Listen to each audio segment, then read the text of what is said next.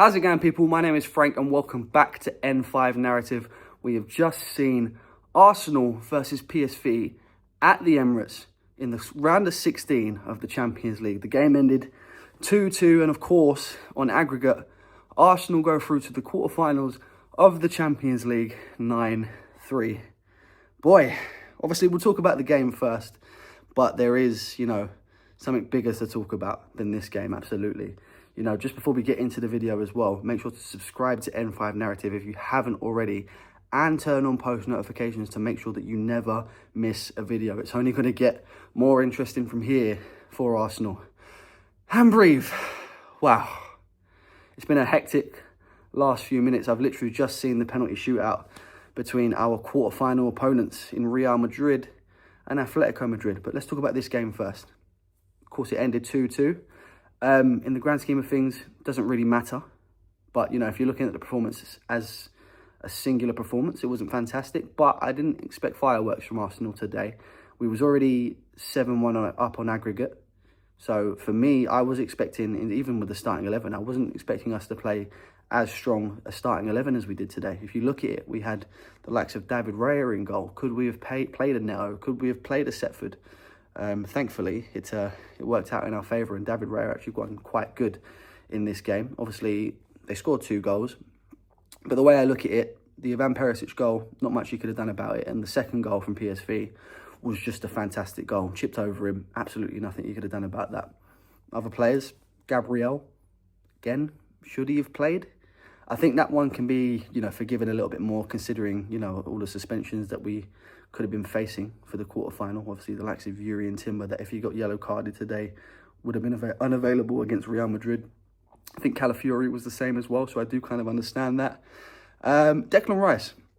Now, that for me stood out as one that we didn't really need to do.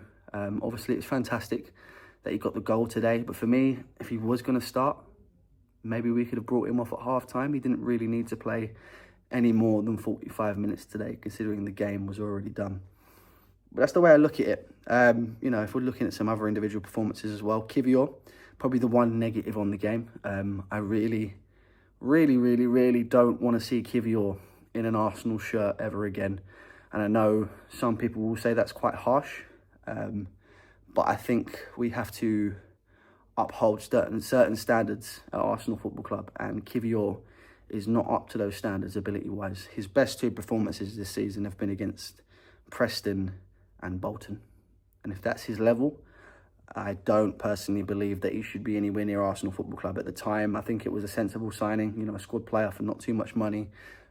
We didn't have the strongest of, strongest of defences in terms of, numbers. So at the time, it felt like a good idea, but I think he's sort of outserved his purpose now a little bit. And I think the club has evolved from Jakub Kivior. That's just my personal opinion. Raheem Sterling, for me, man of the match. I think he had a good game today. And I think, obviously, I was on the AFTV watch-along today for the game. I think he got a lot of harsh criticism because, obviously, since coming into the club, he's not been the Raheem Sterling of old. Absolutely not. And I don't think he helps himself when he says things like, you haven't seen the best of me, because in all honesty, I think we probably have with Raheem Sterling. But I think he played well today. I'll give him my man of the match. 2 assists, which is new, definitely. The first one, yes, I know, it's only like a 2-yard pass, but it still counts as an assist. But the second one, gets the ball under control from a long ball, takes it past 2 defenders, puts in a pinpoint cross to Declan Rice, who finishes it. So it's definitely one of Raheem Sterling's better games in an Arsenal shirt. So I will give him full credit for that. Now the big one, that's the game out of the way. We look towards the quarterfinals. Obviously, we've got a game against Chelsea on the weekend, which I've got confidence that we can get a result there. But I'm not too fussed about the league anymore. I think it's quite clear that we're not going to win the league. I've said that in my last few reactions. So, let's finish in a respectable 2nd or 3rd place in the league and focus on the Champions League, where we will face the reigning, defended, undisputed, 15 times Champions League winners, Real Madrid. I said it in a Spanish accent. I don't know why. Kylian Mbappe, Vinicius Jr., Antonio Rudiger, Luka Modric, Federico Valverde, Thibaut Courtois, some of the biggest names in world football will be coming to the Emirates in the first leg. And then we will be going to the Bernabeu in the second leg. In terms of a draw, this was definitely worst case scenario for Arsenal. We have quite literally drawn the best team in Europe. But we drew the best team in Europe in 2006. And now, hold on. Let me land here. I know this is not the same Arsenal team as in 2006. It's not your Thierry Henrys. It's not your Robert Pires. It's not your Freddie Ljungberg. It's not your Sol Campbell. It's not your...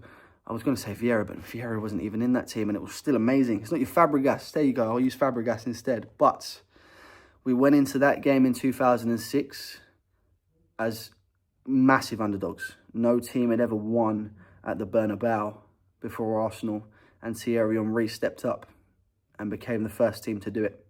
We're in a similar situation in the sense that no one expects us to go through here. So can we get a bit of the 06 spirit? Can we get a bit of the spirit of Thierry Henry, who scored that, famous solo goal on that night in 2006, in the year 2025, 19 years on? Only time will tell. But guys, I'm going to leave it there. It's gone past 11 o'clock now. I'm going to get home at stupid o'clock. And I'm also in this beautiful DR studio. I want to take a look at this. Not so much him, but this trophy. This Champions League trophy. Yet to see it be brought home to the Emirates, to Highbury. Could this be the year? Unlikely, I know, but not impossible. Thank you very much for watching this video, guys. Make sure to hit that like button and subscribe to M5 Narrative to make sure that you never miss a post. So turn on post notifications as well. Thank you for watching again, guys. I've been Frank. I will see you guys soon. Peace.